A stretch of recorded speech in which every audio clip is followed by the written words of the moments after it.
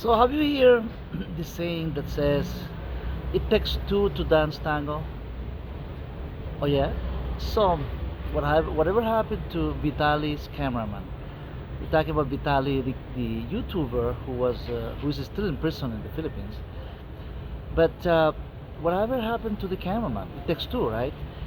To dance tango, right?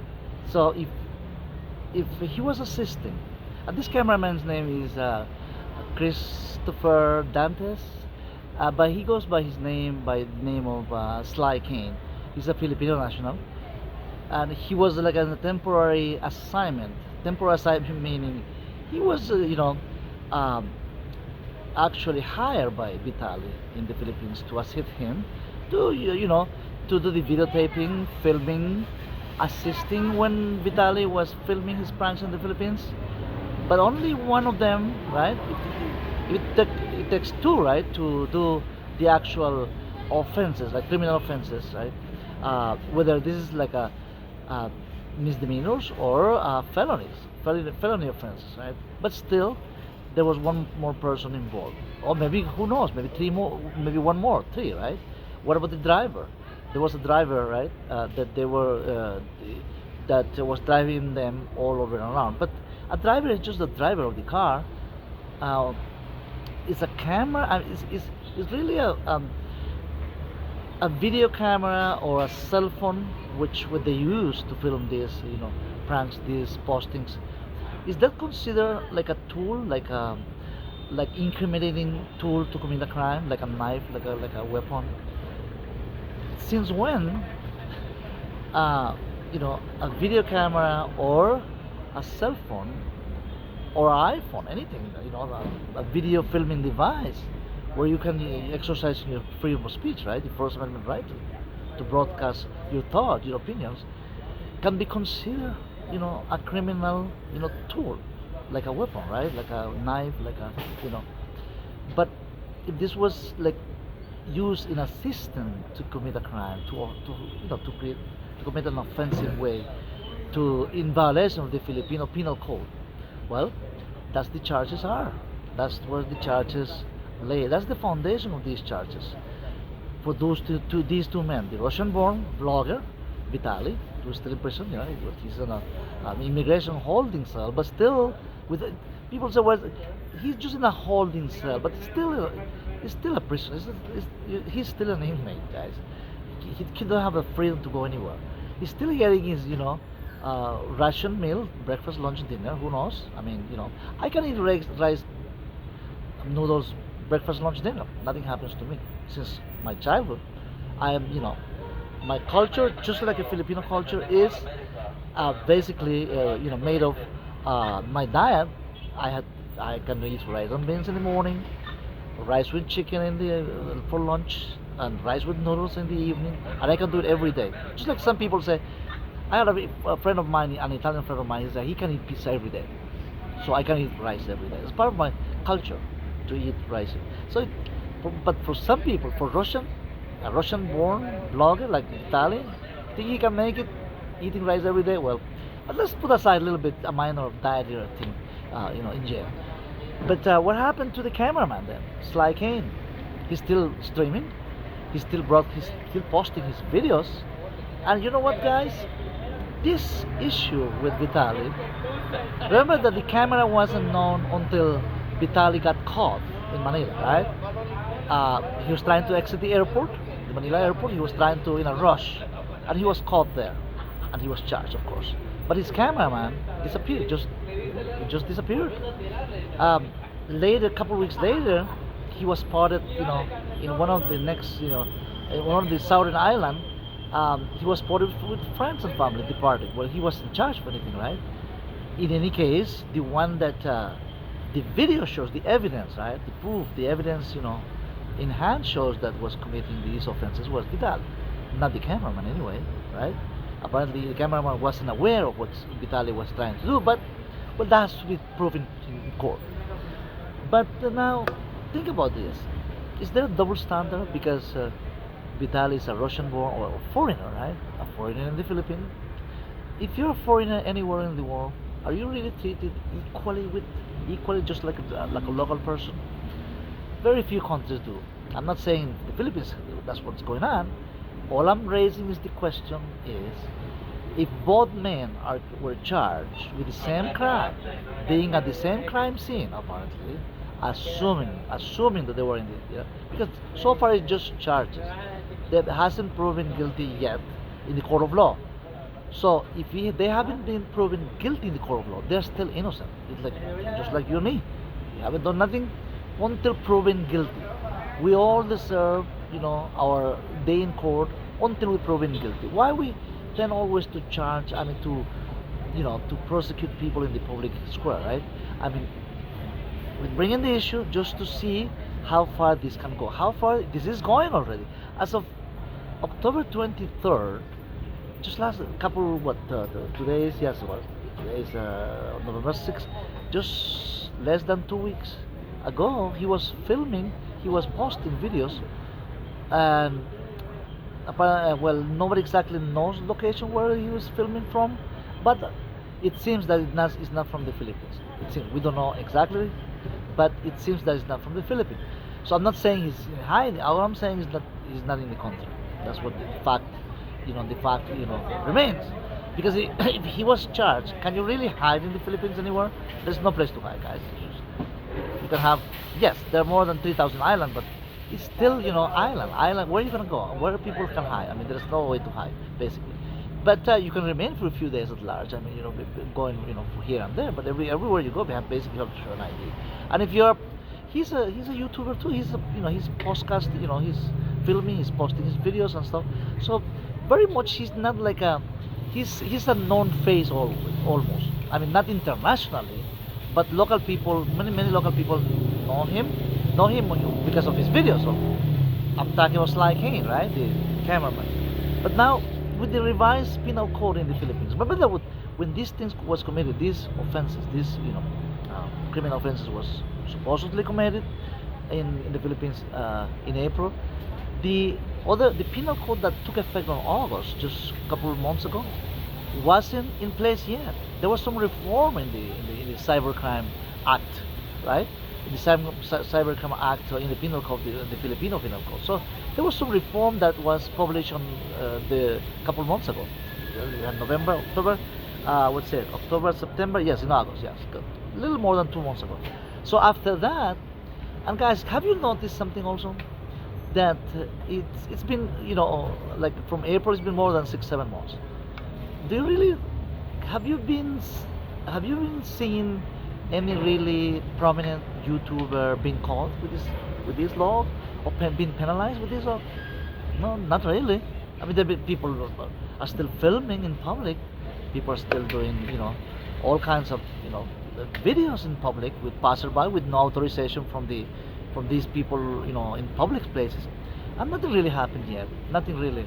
I mean, sometimes I'm not saying that should be. I'm the one. I'm one of them. I'm publishing my my videos, and of course, I mean, why not? I mean, we should have a freedom of speech, right? As long as we are not interfering, we are not violating, openly meaning like people who are elderly people, children in places, or family, or people who really refuse to be on camera. I mean, they're openly reviewed. We can't go against the will of the people. The public needs to have the freedom of choice to choose not to be in it. That's just a simple logic. It doesn't require a lot to it. Now, if he was charged, now the cameraman was charged also to assisting in the commission of these offenses, right? So how come there's no not too many effort to locate him where he is, right? Are they trying to, is the government, I mean, is the prosecution part trying to ask him for extradition wherever he is, right? Or any alert? We haven't seen it, but I'm not saying that they should do that. All I'm saying is that well, he deserves his day in court also. I mean, I think we all deserve, right? I mean, to prove his conscience, to prove him innocent. I'm not saying he's guilty of anything, or they are guilty of anything. All I'm trying to say here is that if because a local person is involved in a situation like this, aren't they supposed to be treated equally? Well, yes. Are they treated equal? Well, we have to remain to be seen when the court day comes along, right? So we're gonna be, updating you these cases as we go. It's for our own interest too. I mean, how far this can go. Now, the judicial system, we know that it's slow, right? It's slow to slow to press charges, and also it's slow to have a solution, to have a sentencing part, right? Which is always um, in any case situation we want a speedy justice, right? Whether it's guilty or not, I mean, this is not the discussion, but in place that but speedy justice, yes, that's we should be asking for speedy anywhere, right? But is there a country that really justice works I mean, that really it's in a speedy way, even if you have good attorneys, can you really move along all these types of files, especially like in Southeast Asia or Latin America, even in states, industrial countries in Europe? They can be charged you for something, for a little minor thing, and you can be stuck in jail for serving jail time without sentencing part, right? Which is not fair, right? And what if you spend 3 4 years in jail waiting for your sentencing, waiting for the process to have a final say, and then guess what? At the end, you are innocent, right? So that's how the innocent projects comes along. There's an innocent project, non-government organization that defends people who really seem innocent, right? People who have been charged, wrongly accused. Um, are these people wrongly accused? We don't know. I mean, there are some penal code that was in violation, right? It seems that there is. There was offensive. Pranks are really not good. I mean, pranks are, really in bad taste. Are these things, are all these pranks humorous? I mean, for YouTube, well, many people are enjoying it. So, how are we gonna say that? Are they the only one, the only two-person guilty of something? If they have found them guilty, they haven't found them guilty yet. So, what about millions of people watching and enjoying this? You know, are there actually are the millions of people watching this, applauding, giving like, giving like for how many millions likes do these horrible pranks have? A lot, right? So what about that? I mean, people who have been enjoying these pranks, these offenses, well, the public has to, it's the same guilt, right? Isn't the same guilt morally wrong, right? It's morally wrong. I mean, not guilty in a way that the people are watching this are the one who did, right? But if you are laughing and applauding and giving like about something it seems wrong, seems really wrong. I mean, it looks wrong, and it's offensive. So, but the guilt is the same. I mean, you are like an accomplice, right? You are like a part of the situation, what's going on. So, but I hasn't mentioned that either. So, um, like I say, the process is slow. It may take there's 2 or 3 years.